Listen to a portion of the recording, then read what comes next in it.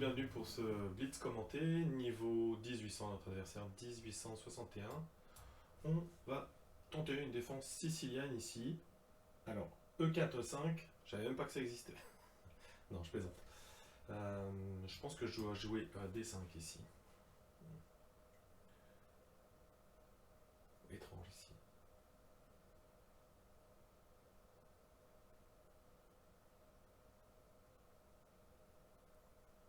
Je fais D5 prise en passant, D6. Ouais.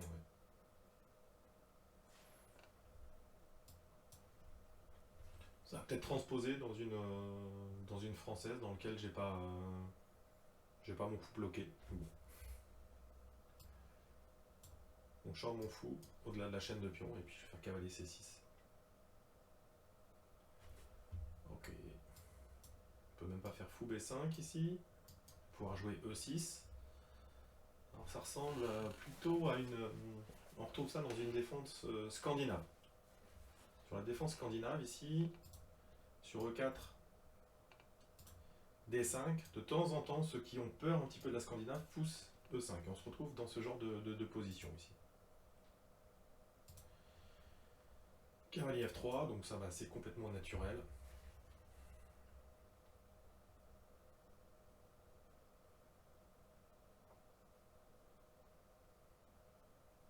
Alors souvent ici, hein, dans cette formation, le problème c'est que si je sors le fou, il prend la place du cavalier. Cavalier H6, ben, on n'a pas trop envie. Je peux faire fou G6 et venir avec le cavalier pour le mettre sur la case F5 qui attaque D4. Mais là, il n'y a pas mis de pion. Donc, bon. J'ai quand même un avantage d'espace.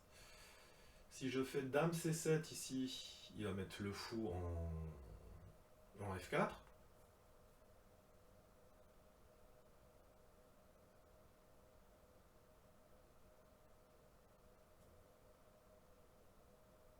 Est-ce que j'ai le temps de faire cavalier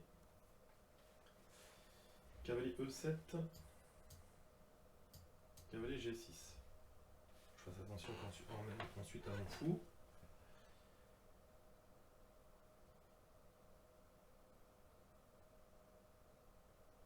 Dans ce genre de position aussi, de temps en temps, je peux faire cavalier H6 quand même. Et sur la prise du fou, je sors le fou en G7, je viens attaquer le pion en E5. Je peux même parfois jouer F6.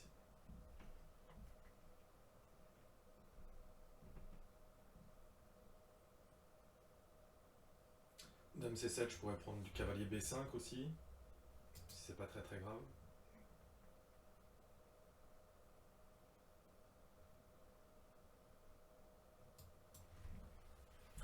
Et je vais jouer à 6, je vais faire un peu de restriction pour son cavalier. Enfin, bon, je sais pas s'il a peut-être compris, mais le problème c'est que ça c'est vachement... pour lui c'est un petit peu embêtant quand même. Alors de temps en temps il peut continuer à pousser avec l'idée de jouer le cavalier sur cette case là. Et comme j'y suis 2 fois, s'il pousse je prends. Donc il n'y a pas vraiment de problème particulier. Dame C7, là il va faire fou F4, c'est naturel.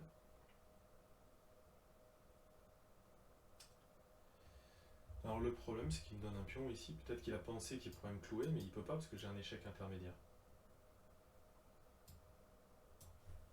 Donc ici, bon, j'ai un retard de développement, je viens de gratter un pion central. Voilà. Bon. Donc du coup, l'utilité du coup à A6, c'est que là maintenant il n'a plus cavalier B5 dans ce genre de position.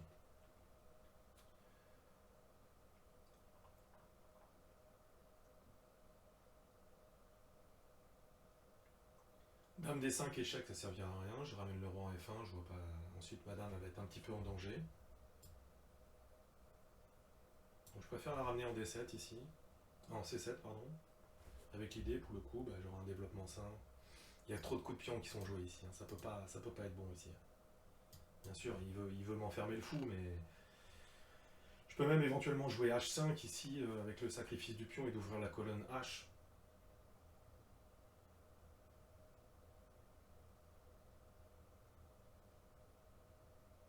Je peux faire grand roc également, donc je vais jouer H6 ici, s'il fait H5, G4, je range mon fou au garage et puis je ferai du grand roc ici. J'ai encore un retard de développement quand même, mais là c'est trop affaiblissant autour de son roc. Hein.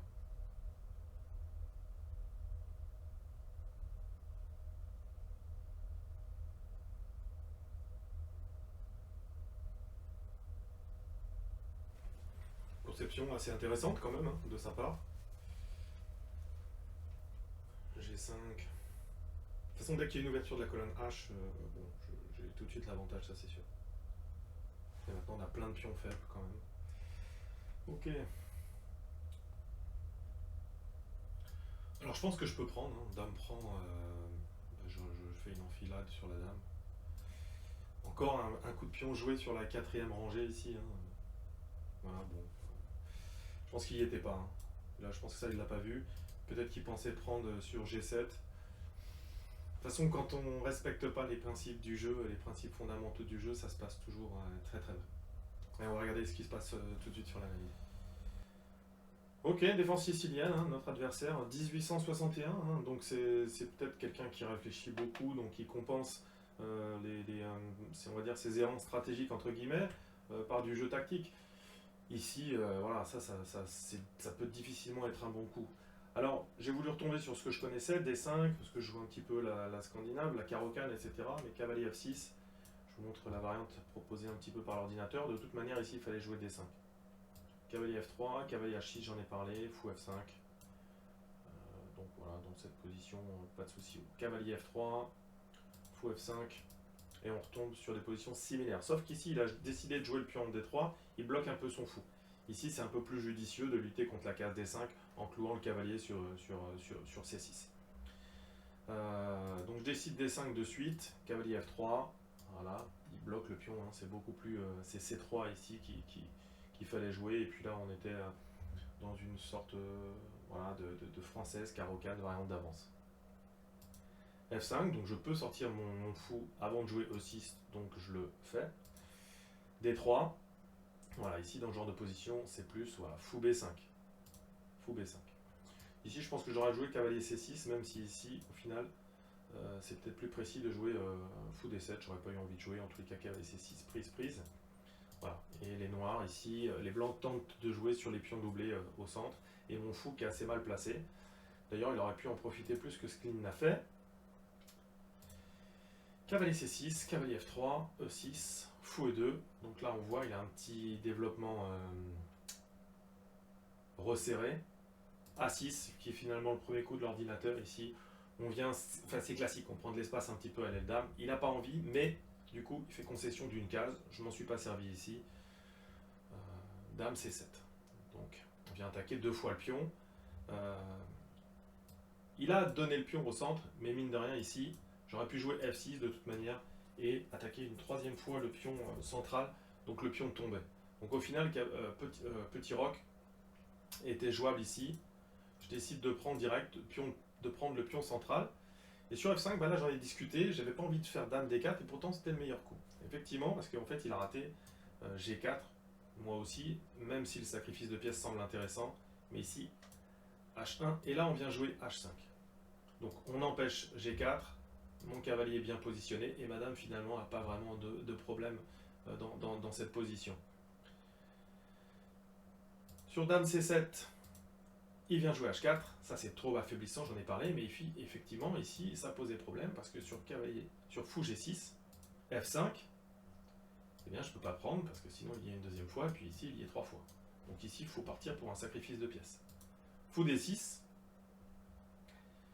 je viens taper avec ma batterie sur F2 avec un affaiblissement, et puis sur la prise du fou, je viens ouvrir la colonne H. Voilà. C'est les compensations que j'ai pour la pièce ici, dans cette position. Si par exemple il vient prendre en F6, je prends sur H, j'y suis trois fois. Voilà, j'ai récupéré quelques pions pour la pièce, et l'attaque, et il faut qu'il soit extrêmement précis pour tenir ici dans cette position. Voilà. C'est la position qu'on aurait dû jouer. 8 pions, donc il a perdu, j'ai 3 pions pour la pièce et encore l'attaque derrière, mais rien n'est simple ici. Je pouvais pas faire ça bien entendu, parce que là-dessus tour G1, je peux pas y changer. Bon, je peux revenir, c'est quand même pas trop mal, mais voilà, je perdais un petit peu de mon avantage. Avec le grand roc ici, j'ai une position qui est très très agréable parce que maintenant je peux doubler les tours sur la colonne H. Donc H4, ça je l'ai vu, ça peut pas être possible que ça soit correct ici dans cette position. H5 était jouable, je vous en ai parlé. Voilà, juste pour vous montrer, parce qu'en fait au final, l'ouverture de la colonne, ça nous intéresse. Donc on peut donner le pion ici. Et là, ici, on a toutes nos pièces qui vont rayonner sur le roc de l'adversaire. Et puis, même le coup d'après, ici, je prends sur fou F3, je fais tour H4. Ici, l'attaque est extrêmement... On l'a vu tout à l'heure, j'avais donné une pièce pour l'attaque et là, je ne l'ai même pas donné. Donc, il joue G4, fou à la maison. Et puis ici, bah, le problème, c'est que sur la prise, bah, il n'y a plus de place pour le cavalier. Hein. Voilà. Cavalier A2 ici, je peux me permettre de prendre sur C2 avec le pion central. Il peut toujours pas prendre, sinon il y a l'enfilade. Donc voilà, bah, forcément quand vous venez affaiblir un petit peu votre roc de cette manière-là, que vous poussez un peu trop les pions, hein, d'ailleurs c'est un peu la série que je fais sur les structures de pions, je vous l'ai dit, hein, c'est vraiment fondamental. Le squelette de pion, c'est ce qui donne la conduite de votre partie. Si vous laissez du gruyère, bah, vous avez vu, même s'il avait G4 et que je sacrifiais une pièce, j'avais tellement d'avantages spatial et puis de développement qu'il y a des compensations pour la perte d'une pièce sèche. Donc fou C5 ici, bien sûr, il n'y a rien du tout. Je peux récupérer une pièce pour la dame, mais ici j'ai toujours mon attaque. Je vais continuer cavalier E7 tranquillement. Et même sur cavalier E7 ici, encore une fois, s'il vient prendre, j'ai pas de problème parce que j'ouvre le roc. C'est-à-dire que les pions me gênent, mes propres pions me gênent, donc j'ai pas de problème particulier là-dessus. E5, il attaque la dame, dame C5, tour F2, on voit bien qu'il y a un petit souci dans cette position. On peut même jouer sur les tactiques, et puis à un moment donné je vais faire grand roc, donc la position était écrasante ici. Ok, bah c'est une défense, comment on appelle ça, non orthodoxe ou inusuelle. En tous les cas, bon, quand on respecte pas voilà, il y a eu... Si vous regardez dans son jeu ici, on a une poussée de pions ici. C'est pas bon. D5 ici. Là, D6, c'est encore une poussée de pion qui est une erreur pour lui.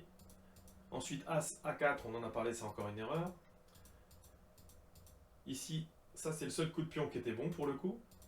Et puis là, on avait encore G4 qui était mieux, mais il joue H4, ça crée un trou, encore une fois. Et puis ensuite, G4 qui est encore encore une poussée de pion en erreur dans sa partie. Donc voilà. On va dire, comment il s'appelle, Zobercraft, voilà, il sait sur quoi il doit progresser. Il doit progresser sur les finales, sur les déplacements des pions et les structures de pions.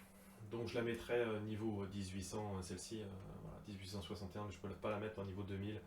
Ici, bah, de toute façon, vous le savez, sur l'e-chess, hein, ça représente, il faut retirer à peu près 200 points hein, quand même. Sur les niveaux, là, on est plutôt sur du 1600, 1500 ici. Puis par rapport même au jeu, on est peut-être même en dessous. Peut-être, voilà, il joue vite. Bon, voilà, faudrait voir, analyser ces parties. En tous les cas, beaucoup de coups de pion qui ont été des erreurs dans cette partie. Merci d'avoir suivi cette vidéo. N'hésitez pas à partager, commenter, liker. Et puis, je vous rappelle, le site internet www.chesstrainer2000.com. Merci d'avoir suivi cette vidéo. Je vous dis travaillez bien. Ciao, ciao.